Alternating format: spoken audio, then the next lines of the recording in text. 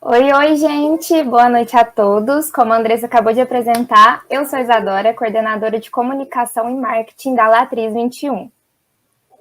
É com muita satisfação que damos início ao nosso ciclo de palestra do nosso primeiro simpósio. Preparamos os temas com muito amor e escolhemos os palestrantes ideais para proporcionar a vocês uma noite de muito conhecimento, isso eu garanto, e muito amor também. Então, o primeiro palestrante que eu vou chamar é o Marcelo Henriques Reis, que vai abordar o seguinte tema: diagnóstico e novos olhares sobre a T21. Garanto que vai ser muito especial. O Marcelo é psicólogo, formado pelo FTM, especialista em psicomotricidade pela PUC Minas e faz um trabalho com crianças com autismo e com crianças com T21. Além desse currículo grandioso, o Marcelo é pai da Aninha, que possui T21. É ela que eu vou chamar aqui agora. Da Aninha. Oi, linda! Tudo bem? O seu. Fala para ela o que você veio fazer aqui. Quem que você vai chamar pra gente? O que você vai falar para ela? Obrigada. Você tá muito linda, Aninha. Aninha, quantos anos você tem? 8 anos. 8 anos? 8 anos. E quem que você vai apresentar? Quem que é ele? O papai e Marcelo. Papai. O pai Marcelo. Então chama ele pra gente, Aninha. Manda um beijinho pro Obrigada, Marcelo, pela sua presença. Manda um beijinho. Como é o beijinho? Tchau. Maravilhosa. Tchau, Isadora. Fala tchau pra Isa. Tchau, linda. Tchau. Marcelo, fica à vontade. A palestra é toda sua. Muito obrigada pelo convite desde já. Você vai ter meia horinha aí para nos proporcionar essa palestra. Tá bom.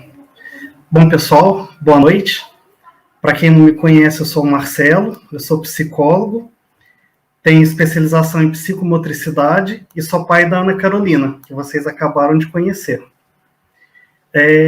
Durante esse período, essa convivência com a Ana e com outras crianças de síndrome de Down me fez crescer muito, tanto enquanto profissional quanto enquanto pessoa, tá?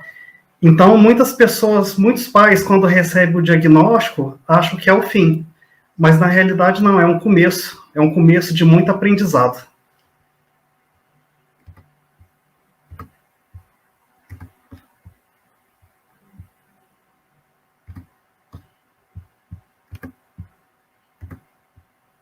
Vou colocar a apresentação.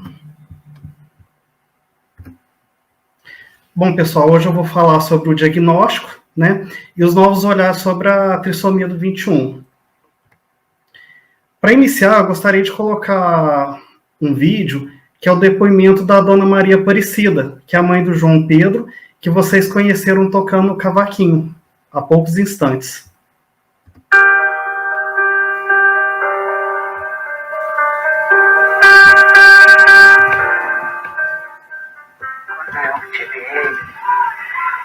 Foi muito difícil, porque a primeira palavra que eu recebi é que ele não ia andar e nem falar.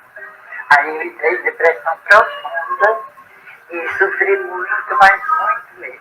Porque naquela época a gente não tinha informações nenhuma e tudo, e ficava com aquilo na minha cabeça. Batia numa porta, era só não, batia na outra porta, era não. E o que eu podia fazer por ele, mesmo com todos os desafios, discriminação no tendo ônibus, na rua, por onde a gente passava. Teve época que até falava para mim, ele é tão lindo, mas pena que dura tão pouco. Então, quer dizer, é uma coisa que é um desafio que a gente não esquece nunca, fica guardado no coração da gente. Figura? O que você vai fazer agora? Quantos anos? Nunca mais vou superar. Você vai poder namorar, casar, ter netos. Será que vai trabalhar ali? Você vai parar de trabalhar? Perceberam quantas questões, quantas falas? E o que essa fala desperta em vocês? Vou citar alguma coisa.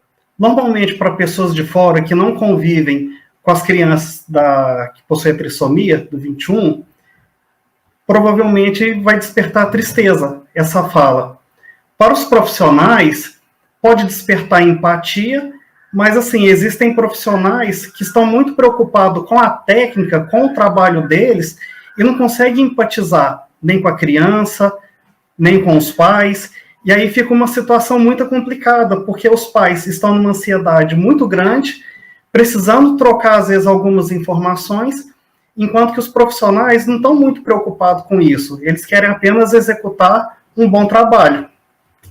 E para os pais e familiares, o que desperta esse sentimento?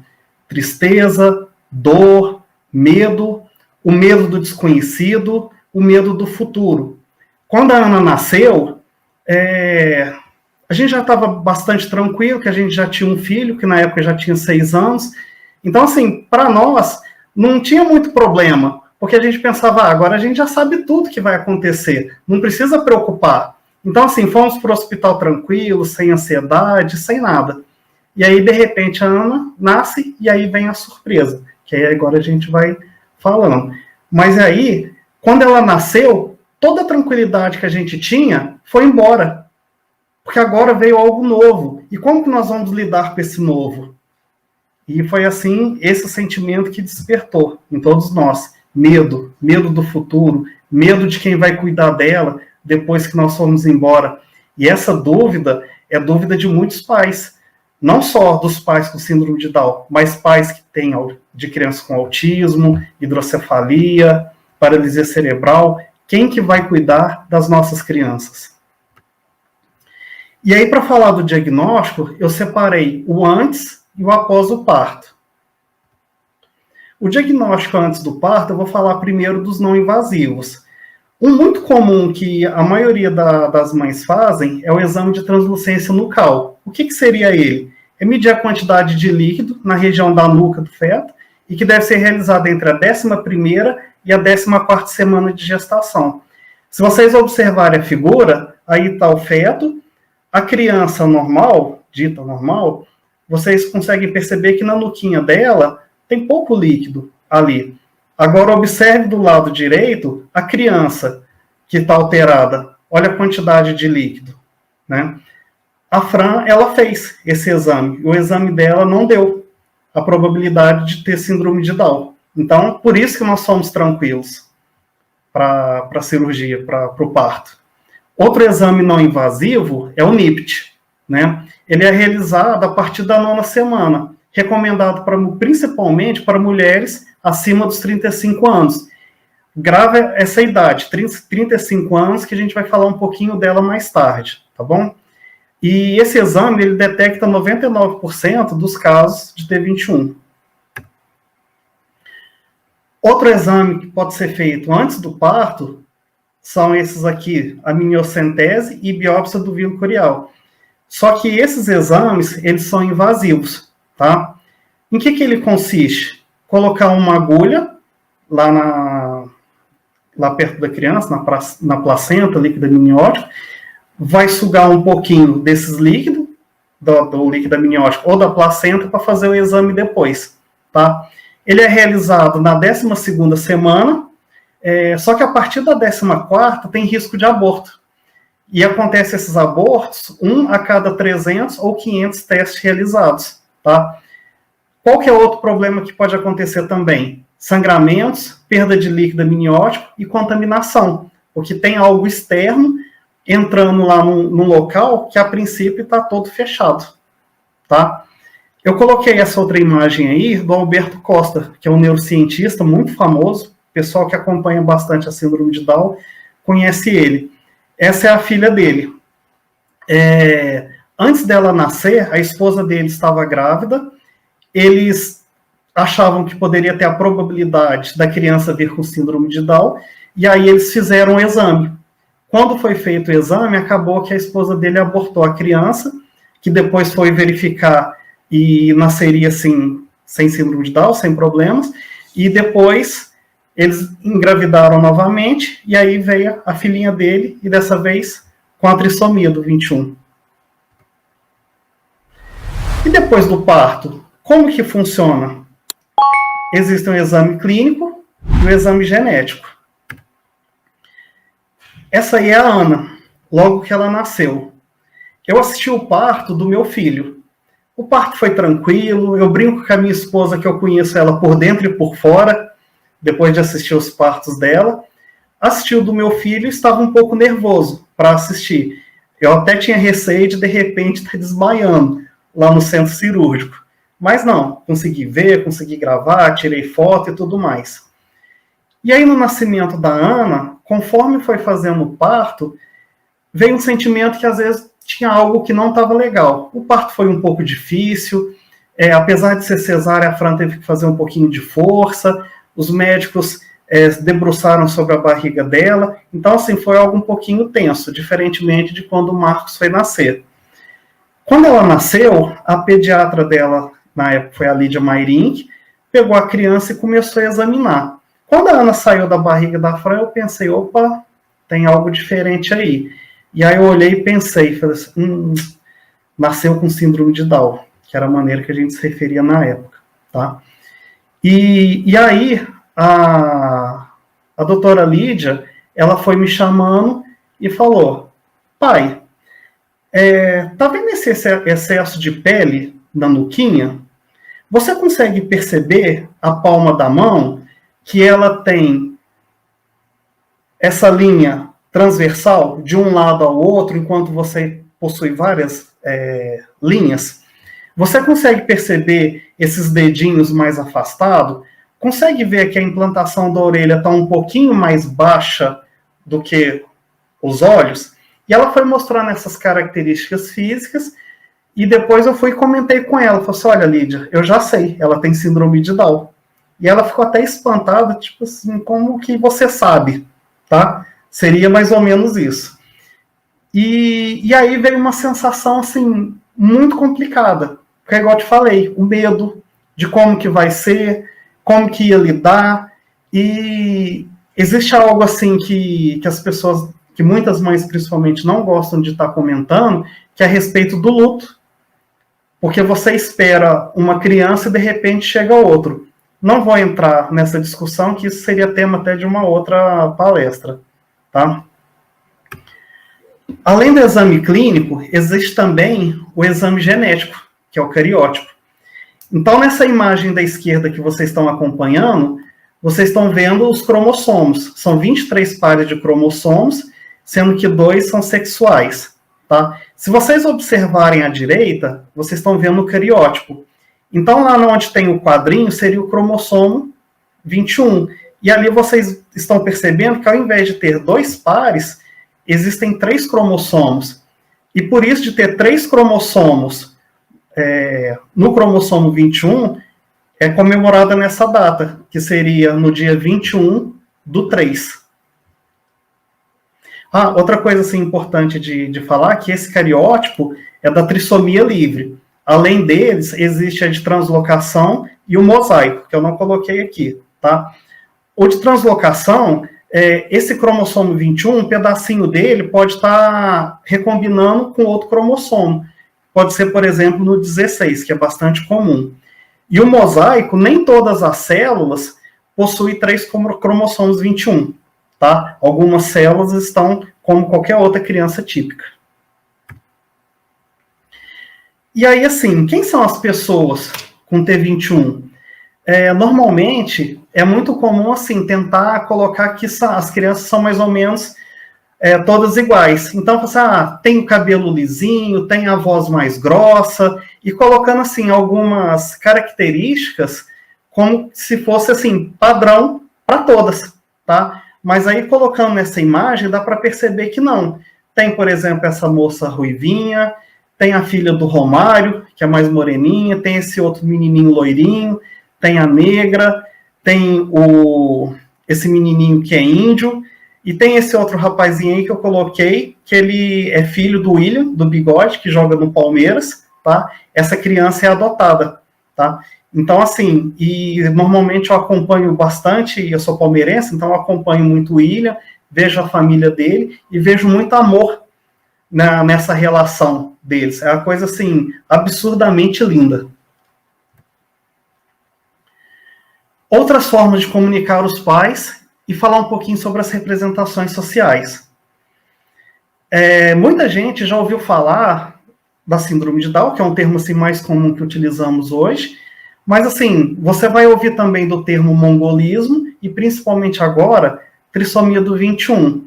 Vocês estão vendo, assim, que a partir do mongolismo, essas palavras, elas estão se transformando para a síndrome de Down e depois elas vão se transformar na trissomia do 21. O que isso significa? O que significa essa transformação? Quando está falando assim de mongolismo, vocês vão ver mais adiante que são algumas características que as pessoas pensavam nesse momento. Na síndrome de Down será outra, e na trissomia do 21 será outra que a gente ainda está num processo de transformação, tá? Hoje, a maioria das pessoas conhecem como síndrome de Down. Só que se você for pesquisar, às vezes, na internet, conversar principalmente com algumas pessoas assim um pouco mais velhas, eles vão falar muito do mongolismo, tá? Mais adiante, talvez, vai falar mais de trissomia do 21 ao invés de síndrome de Down. Isso é um processo. Então, hoje, nesse momento, ainda fala-se um pouquinho da criança como sendo mongol, outra como síndrome de Down, e a partir de agora, cada vez mais trissomia do 21. E agora, vou explicar um pouquinho o que seriam as representações sociais. A grosso modo, essas representações sociais são maneiras de explicar determinadas situações num dado momento. Então, assim, como explicar a criança que a gente conhece hoje como síndrome de Down, na época que ela era conhecida como mongolismo? Muitas pessoas poderiam falar da seguinte forma: aberração cromossômica, criança que morria cedo e não aprendia, e um peso da família. Pesado, triste demais. E na síndrome de Down? Quando a gente fala da síndrome de Down, o que vem na cabeça da maioria das pessoas? São anjos, felizes e carinhosos. Ouvimos constantemente: eu adoro essas crianças. Um olhar mais condescendente. O que seria isso? Indulgência, complacência, transigência, que não põe ordem, disciplinas, tolerante e é flexível. Ana Carolina estudava numa escola que logo na portaria tinha a placa assim: proibida a entrada. Aí você fala assim, e aí toda vez que ia levar ela sempre corria e entrava nessa sala. E isso me incomodava, porque estava lá que era proibida, e toda vez ela entrava. Aí eu fui e questionei o pessoal da portaria, falei assim: gente, se está escrito que é proibida a entrada, por que vocês deixam a Ana? Ah, porque ela é uma gracinha, a gente quer abraçar, ela gosta de dar beijo na gente, e aí ela fica feliz e a gente deixa. Falei assim: olha, pessoal, tudo bem, eu consigo entender isso, mas pensa comigo, quando está escrito que é proibida a entrada e vocês deixam ela entrar, vocês estão deixando de ensinar a ela regras sociais. Se está escrito que não pode entrar, serve inclusive para ela. E aí, assim, abre espaço em determinados momentos e, de repente, começa a cobrar em outro. E aí fala: ah, mas ela não respeita, ela tem dificuldade com regras. E já sugeriram, em alguns momentos, até dar algum remédio para ela, para aliviar um pouco esse comportamento, tá? Então, assim, fica uma dica. Se existem regras, essas regras estão para serem cumpridas, inclusive que essas crianças, tá? Não são anjos, tá? A maioria delas realmente são felizes, porque recebem um tratamento adequado dos seus pais, tá? Mas, principalmente, nós, pais, queremos profissionalismo. Precisamos disso para nossas crianças, tá? E qual a representação social da T21? Estudam em escolas regulares, se capacitam, trabalham e têm uma vida social como qualquer pessoa. Aí você fala assim: ah, Marcelo, mas eu chamo de síndrome de Down e eu vejo muitas crianças já fazendo isso. Aí eu volto no slide anterior. Lembra que isso é um processo, tá? Então, assim, já começou a partir da síndrome de Down, tá? Mais adiante, essa questão de se capacitar e trabalhar não vai ser algo excepcional que a gente pensa e fala: olha, pessoa com síndrome de Down tirou carteira, fez faculdade, trabalha. Não, isso vai ser uma coisa normal. Vai depender muito da nossa atuação e principalmente agora, aos novos ligantes, que já estão se informando, a capacitação deles para ajudar pais e essas crianças. Retirei de alguns artigos científicos alguns relatos de pais falando dessas representações sociais. O primeiro, vou falar do mongolismo. Quando eu estava acordando da anestesia, eles me disseram que era Down, mas eu não percebi direito. O médico nos chamou. Aí o pai da menina perguntou o que havia acontecido. Ele disse, a menina é mongol. Quando ele nasceu, uma enfermeira imprudente me disse, essa criança não é normal. Essa questão de normalidade também é tema de outra palestra, tá? O que é o ser normal, tá? Então, assim, mais adiante a gente pode até conversar com os ligantes a respeito disso. O médico me disse tudo de ruim, e eu disse a ele, doutor, acima de Deus, não há ninguém. A enfermeira me disse que eu era muito velha e muito grosseira. Por isso nasceu assim, com T21. Eu tinha apenas 33 anos. Então, aqui falando sobre a idade da mulher. E a síndrome de Down, quais são as representações sociais dela? O enfermeiro me disse, mãe, você sabe que teve uma menina mongol? Perguntei, o que é isso? Ele me disse, são muito fofos, são crianças para a vida toda, podem durar muito tempo ou não, pois são doentes e podem morrer. Então, isso aqui você percebe que é uma transição entre o mongolismo e a síndrome de Down. Olha, mãe, seu filho está ótimo, a glicemia está ótima, apesar dele ser de baixo peso. Mas o médico ainda falou, não sei. São mais de 5.000 síndromes, dezenas, milhares de síndromes. Como é que eu vou saber? Isso é para vocês investigarem depois com calma. O bebê está super bem. Então, foi através da translucência nucal, eu estava sozinha e foi como eu te falei. Ela avisou para mim que tinha 97% de sertal. Então, assim, fez um exame clínico ali, viu que a criança, assim, estaria saudável, mas poderia vir com síndrome de Down, 97%. Mas olha a maneira que foi falado para essa mãe. Como vocês imaginam que essa mãe saiu da clínica? Síndrome de Down é uma deficiência mental que afeta bastante a parte motora, bastante a parte cognitiva, mas que são seres humanos com enorme potencial, que os programas de estimulação, as clínicas especializadas, conseguem orientar e obter um excelente resultado no aspecto motor. Que essas crianças conseguem ir à escola, aprender a ler, avançar na escola, conseguem trabalhar, conseguem inclusão, bastante próximo daquilo que a gente chama de indivíduo normal. Volto a falar igual aquele slide. Tá síndrome de Down, mas aí todas essas características já está caminhando para o que a gente entende hoje que seria as pessoas da trissomia do 21. E a T21, ou trissomia do cromossomo 21? Apesar do meu desespero, ele, o médico comunicou a notícia, começou a me contar sobre as maravilhas, sobre os avanços. Eu acredito que é preciso oferecer esperança. Conheci uma pediatra que me contou coisas muito bonitas. São lindas, aprendem, levam muito tempo para aprender, mas aprendem. São muito carinhosas, você terá experiências maravilhosas. E aí vocês percebem o seguinte, que muito mais do que dar a notícia para os pais, aqui já está dando esperança. E já está falando como que vai ser. No nascimento da Ana, a notícia foi bem humanizada, foi muito tranquilo, com a Fran também, o enfermeiro conversou com ela, mostrou alguns vídeos da filha dele. Então, assim, foi algo assim bastante tranquilo, a notícia para nós. Mas a minha preocupação de como lidar com aquilo foi um pouco complicado. A Fran ficou 2 noites no hospital internada, para poder ser liberada. Na primeira noite, eu pesquisei tudo de ruim que podia acontecer. Eu gosto de ter um pouco da sensação de controle, apesar que controle não existe, né? Mas eu pesquisei tudo de ruim que poderia acontecer. E aí, na segunda noite, eu já comecei a pesquisar relatos de casos. E aí eu vi que não, apesar de ter bastante coisas ruins que podem acontecer, muitas comorbidades que essas crianças nascem, tem esperança, tem coisa legal que pode acontecer, tá? E pode ser uma experiência maravilhosa dependendo da sua reação.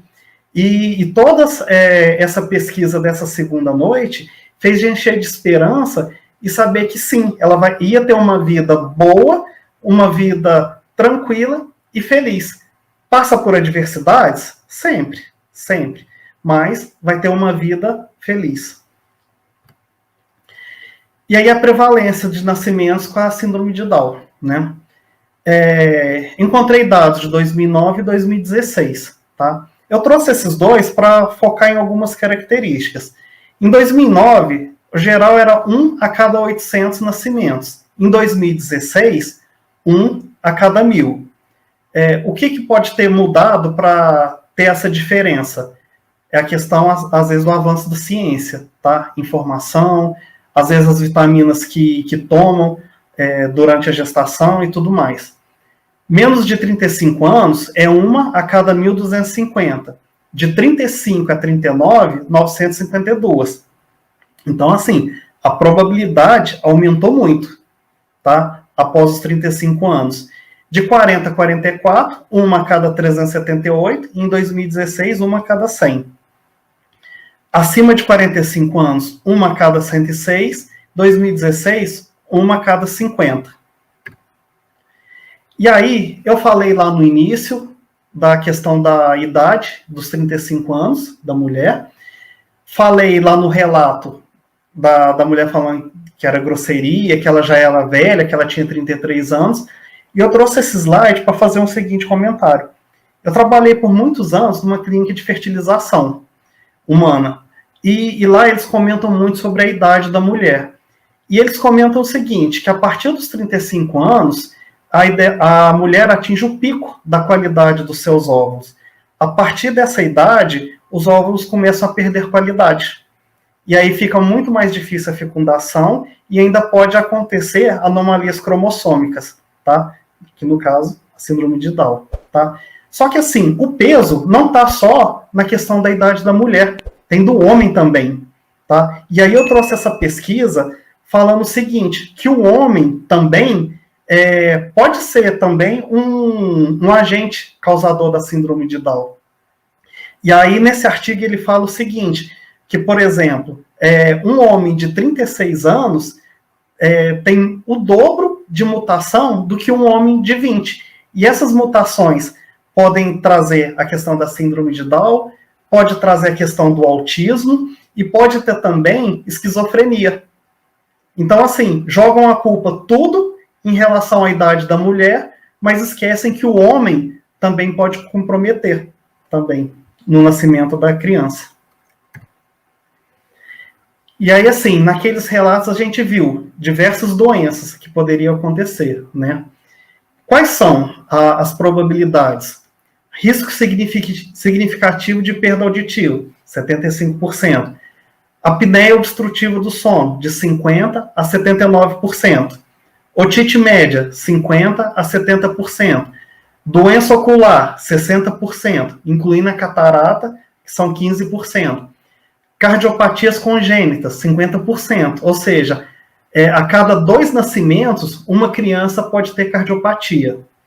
Disfunção neurológica, de 1 a 13%. Tireoide, de 4 a 18%. E leucemia, 1%. Eu ia retirar a leucemia, porque justamente é uma porcentagem muito pequena. Por que eu resolvi deixar? Porque muitas mães ficam preocupadas com essa questão da leucemia, mas que na realidade é apenas 1% dos casos. A apneia do sono, eu trouxe essa imagem principalmente por causa da Ana. Olha a maneira que ela dorme. Isso aqui é sintomas de apneia. E aí, qual que é a diferença de cada uma dessas épocas? Do mongolismo, síndrome de Down e a T21? É que os pais começaram a acreditar mais, começaram a oportunizar e perseverar na criança, acreditar nela, tá bom? Essa é a diferença principal de cada fase. E aí, já pensando no fechamento, eu trouxe um trechinho do Mundo Bita, da música A Diferença é o que nos une, tá? Não coloquei o áudio mesmo, primeiro, porque é muito longo, e segundo, para poder não dar problema depois do vídeo postado no YouTube, por conta de direitos autorais. Então a música fala assim, para ver melhor, amigo, use o coração, enxergar o que é belo, sem usar a visão. Pare para escutar que no silêncio há uma canção, deixa bater no peito o tambor da vibração. Nosso corpo fala, preste muita atenção, Não precisa palavra para comunicação. Tantas são as formas de cruzar a imensidão, demonstrando para o mundo a nossa superação. Um pouco de carinho e de bondade, para ver que a diferença é o que nos une de verdade. E mesmo sendo assim ou sendo assado, o amor se multiplica, espalha para todo lado. Quem disse que não podemos? Nunca duvide de nós. Somos especiais, quase super-heróis. Então, pessoal, acreditem nas crianças. Tem dificuldade de aprendizado? Tem, mas vence, com muita dedicação. Ok? Aqui estão as referências, tá? Depois vocês dão um pause no vídeo para consultar direitinho. E aqui está o meu contato, tá? Meu Facebook, Instagram e o meu YouTube. No YouTube tem algumas dicas para estimulação. E aí serve tanto para os profissionais, futuros profissionais que estão assistindo, quanto para os pais que estão assistindo também. Tá bom, pessoal? Então, por hora, fico o meu obrigado e agradeço demais a oportunidade. Marcelo, nós que agradecemos de coração por você ter aceito o nosso convite. Tenho certeza que essa palestra superou todas as expectativas, cumpriu realmente o propósito de trazer novos olhares sobre a T21 com tanta sensibilidade como você trouxe. Então, muito obrigada, em nome da Latriz, em nome de todo mundo que está aqui nos assistindo. Pessoal, quem tiver dúvidas para o Marcelo, manda aqui no chat, que no final a gente vai fazer uma mesa redonda com todos os palestrantes e ele vai estar respondendo todo mundo, tá bom? Obrigada, Marcelo. Até mais tarde. Obrigado.